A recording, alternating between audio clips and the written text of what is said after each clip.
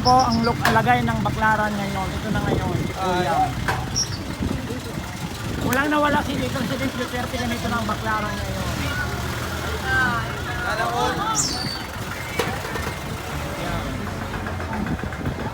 Bumalik na sa dati.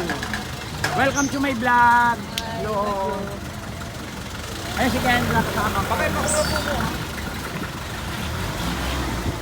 Yan, tingnan nyo. Hindi rito tayo dadaan. Dito tayo dadaan dyan. Yan, oh. Ganito na ang baklaran ngayon guys. Halos hindi na kayo makadaan.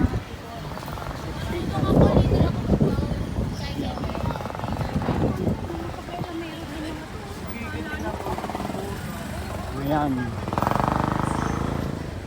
Alam mo malapit lang to sa police station yan, police station Block 4.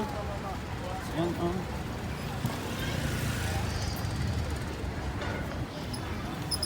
Pero halos wala nang madaanan ng baklaran guys.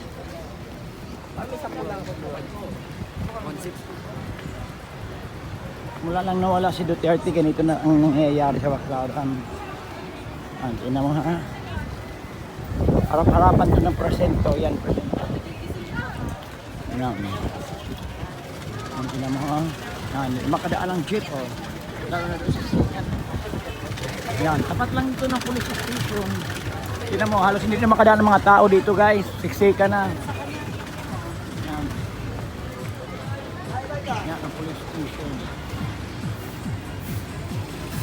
Lalo na dito guys. Agoy, Ginoo ko tabang Lourdes. Wala na talaga madadaanan. Ayan.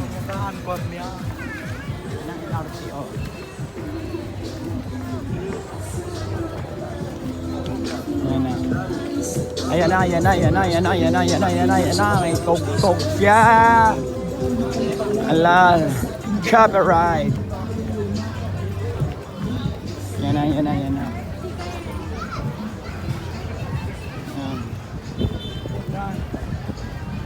Yeah.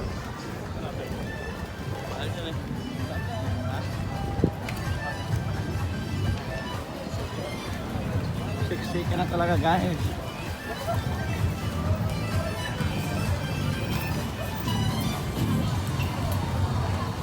Thank you for watching Jupiter My TV. Bye. Ayan guys, ganito na talaga kasiksik ka ngayon ang baklaran guys. Halos hindi na kayo makadaan. Mulang nawala si Duterte, ganito na talaga ang baklaran. Ang ba nangyari dito sa atin sa Pilipinas? Ganyan.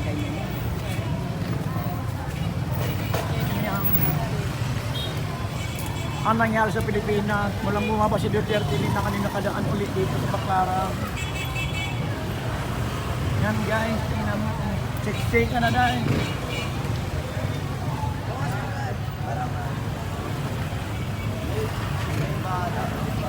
Wala na lang ibabalik ka na ako.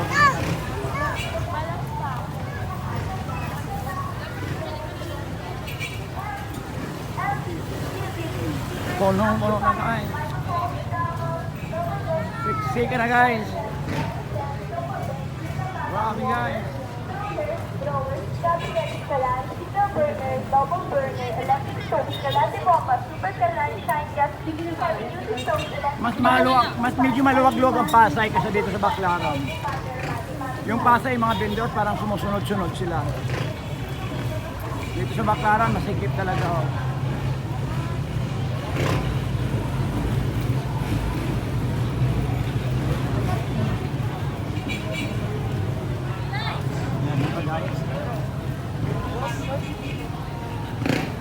Thank you for watching Jupiter My TV. Bye.